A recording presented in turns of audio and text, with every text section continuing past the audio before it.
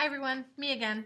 Back starting here with example 3, still working on exponential growth and decay. And so remember the function we're using here is y equals ab to the power of x. So let's wrap our heads around this situation here. We're building a new high school, and we've noticed that that since the school was built, the enrollment has doubled about every 23 years. And then we're starting with 1,250 students in the school. So this is definitely my A value right here. So I'm going to start with y equals 1,250. Now my B value is a little tricky here because up until now all of our B values have come from percentages, and you don't have a percentage here. Remember, the B value is what you're multiplying by every time, or what you're increasing by. And in this case, it's increasing by doubling. Okay, so this tells me that my B value is equal to 2 because to double, I'm multiplying by 2. And you don't have to add or subtract from 100 or anything crazy like that. You just have to make this a 2 because this isn't a percentage. And then if I put an x here, what that's really saying is that I'm multiplying by 2 every single year. And that's not what's really going on here, okay? So if I put just an x, then I'm saying that every single year I'm going to double. So to break that down, to slow that down and make it so that it's only happening every 23 years, I want to take my x, my years, and put them into groups of 23. So if you think about, like, if you were looking over a 100-year time period, okay, how many times would it double? Well, to figure out how many times that 23 years is going to go by, I would divide, right? So that's what I'm going to do in my exponent, is I'm going to make this x divided by 23. So this is how you handle this situation. Anytime you have an every so many years or every so many days, you're going to handle that with division up in that exponent, okay? So now if I wanted to know like how many students there would be in 10 years, I would put a 10 up here.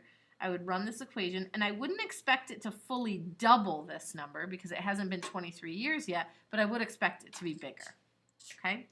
So now let's look at the next question. Based on your model, how many students were enrolled 10 years ago? Well, be careful because this is a little different than what we were just talking about.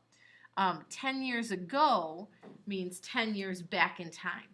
Luckily, math class is the only place where time travel is easy. To go back in time 10 years, whoops, that was going to turn with me. To go back in time 10 years, I'm going to put that time in there as a negative 10 to the power of negative 10 divided by 23. And I always try to think about what kind of number am I expecting to get here? What kind of answer will this be? In this case, it's going to be smaller, right? Because I've been growing. So if I go back in time, it's going to be a smaller number.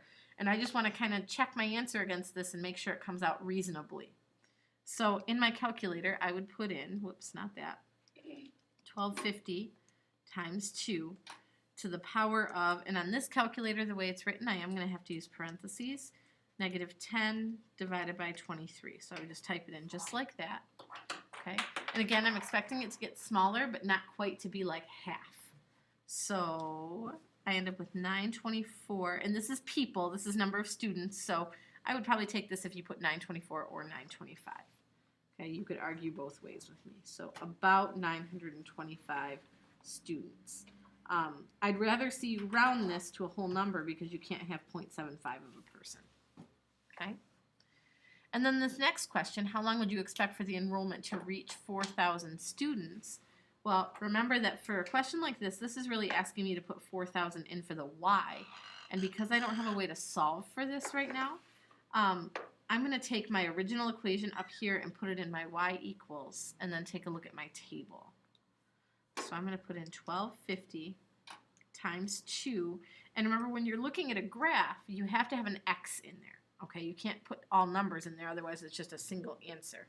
You want to look at how does this change based on your value of x. So I would do x divided by 23, okay? And then I'm going to go in my table, and I'm looking for when does this cross over 4,000. Now, if you did this with me, your table might not look the same. Mine started at 13, but remember you can scroll to wherever you want. So yours may have started in a different place, but I'm looking for the first place where I go over 4,000.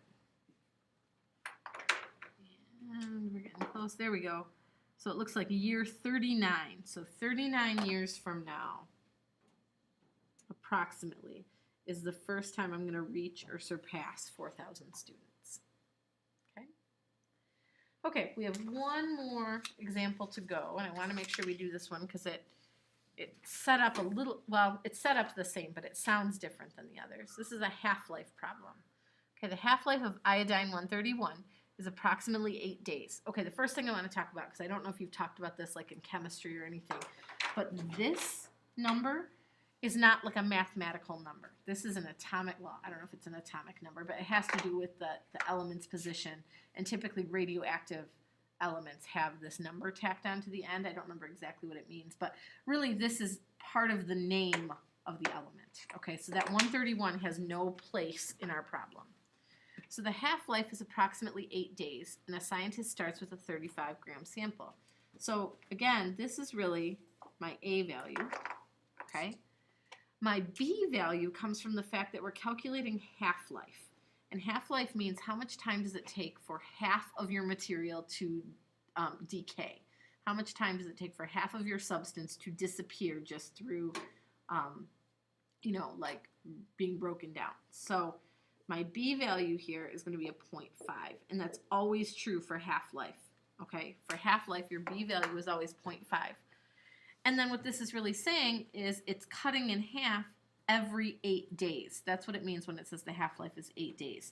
So I'm going to throw this word every in here, and then hopefully you see that this is going to be really similar to the last problem we did. So when I go to write my equation, y equals, my A value is 35. My B value, my half-life, is 0.5. And then because I want this to cut in half, not every single day, which is what I would get if I just put an x, but every 8 days, I'm going to say x divided by 8. Okay? And then find the amount remaining after 12 days. Well, I'm just going to plug this in for x. So I would say y equals 35 times 0.5 to the power of 12 divided by 8. Okay, and so I know at least 8 days has passed, so this is going to definitely cut in half and then be a little bit smaller even. It's not going to cut in half twice, but it's going to be less than half of what was here before. So to type that into my calculator, I would do 35 times 0.5 to the power of 12 divided by 8. And I end up with 12.37 grams, which does make sense to me given that we started with 35. Okay, that's all there really is to this today. Homework today is Lesson Master 9.1 and 9.2b, and it is due on Monday.